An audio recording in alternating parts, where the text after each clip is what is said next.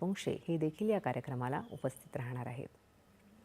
विधिमंडळाच्या दोन्ही सभागृहातील विरोधी पक्ष नेत्यांची निवड तातडीने करावी अशी मागणी उद्धव ठाकरे यांनी आज पुन्हा एकदा केली। नागपुरात आज घेतलेल्या पत्रकार परिषदेत ते बोलत होते। गेल्या वर्षी झालेल्या पहिल्या अधिवेशनातच विधानसभेच्या विरोधी पक्षनेतेपदी भास्कर जाधव यांची निवड करावी अशा आशयाचा प्रस्ताव अध्यक्ष राहुल नार्वेकर यांना दिला होता, मात्र त्यावर अद्याप उत्तर मिळालेलं नाही असं ते म्हणाले। आम्ही विरोधी पक्षनेते पदावरती दावा सांगितलेला आहे, त्याच्यासाठी भास्कररावांचं नाव देखील दिलेलं आहे आणि अजून अद्याप काही उत्तर मिळालेलं नाहीये।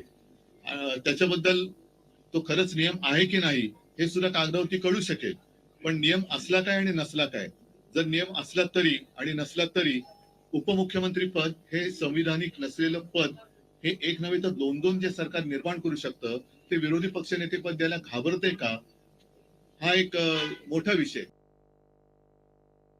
तामिळनाडूतील दीपम प्रकरणी निकाल देणाऱ्या न्यायाधीशांवर इंडिया आघाडीनं आणलेल्या महाभियोग प्रस्तावावर स्वाक्षरी केल्याबद्दल केंद्रीय गृहमंत्री अमित शहा यांनी केलेल्या टीकेला उद्धव ठाकरे यांनी उत्तर दिलं।